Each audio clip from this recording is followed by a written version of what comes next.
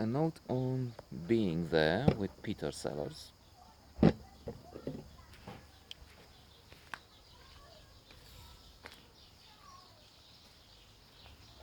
I have a note on being there on Goodreads, on the written material as adapted, and this one is about the film, which is excellent. Some critics say it's one of the best, uh, and indeed the message is uh, so timely, so relevant in the world of today. Because basically being there is about Gardner Chauncey, a man who cannot even even read or write and knows next to nothing about the world and anything, and still he's on such an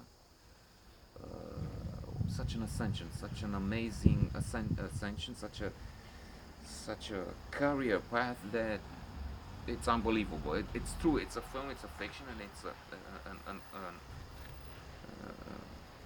an alarm signal. And sounds incredible. It's humorous, and there's jocularity and satire. But the humor comes from the grotesque, from the unbelievable part of the message. And yet we have the Donald in the White House, a man who can write, alas, so much on Twitter, and such nonsense that if one is to compare, I would say that America and the world, America is still the most powerful, the most important democracy in the world. And America and the world would be better with Chauncey Gardner, who can't read and write and seems to have some common sense, and he does say silly, stupid things, but at least he is talking much less. He's not a man given to long speeches and many words. No, he says very little, and that's the main reason why so many around him think this is Sibyllinic. But this is like the Oracle of Delphi. He says little, and yes, after spring there comes summer and then fall. And if we wait, then the seeds and from his job, the garden. But they find this so exhilarating, such a deep meaning here. And indeed, the economy will get better because he he never intended to say that. He was just talking trees and flowers. But and so he would be better if he wants me than this crazy guy who wanted to finish off the healthcare for, I don't know, 25 million people.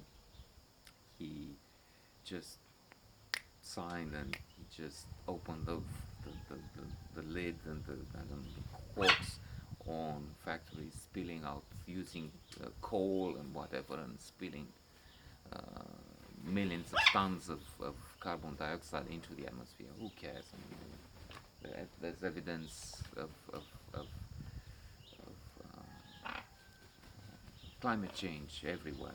In Peru, they had such a terrible weather and floods, and in Australia, in Chile, massive wildfires. In America, devastation and worse storms in places where there had never been. And yet, you have climate change denial.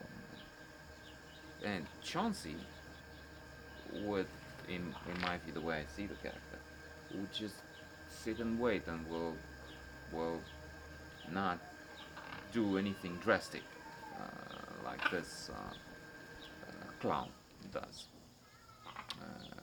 who is now advised by his, as the comedians have it, his daughter wife, a daughter he thinks is hot and would date, and touches inappropriately in pictures, and goes into the, he went into the changing rooms of teenage young Miss America or whatever contest, or Miss Universe contest, just because he controlled them. He said about grabbing women by the pussy. I mean, Chauncey and this is I don't know, Churchill and Hitler in a way.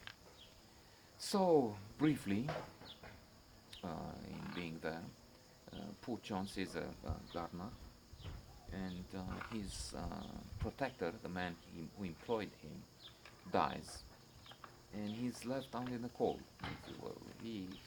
All he had to do was to take care of the garden, trim the trees, and get the dead leaves, and one has to do with the garden. But he knew nothing else. He had a TV set. He looked at television. He had some, like the Donald here, some lines, some information he gets from television. Like the Donald, I was wiretapped by Obama and so many other stupid and intoxicated by Russia. Now they're investigating. But returning, so he's out in the open. Only he meets with this woman, played in the film by Shirley MacLaine, excellent actress and a wonderful role. And he's on the way out because he, there was a minor accident, it doesn't matter, but then he gets close to the husband, who is a really important luminary and a man who has so much power. In fact, he's part of this circle of powerful men who get to choose the president. Who do you think they have in mind to choose as the next president? Well, you're right, you guessed it.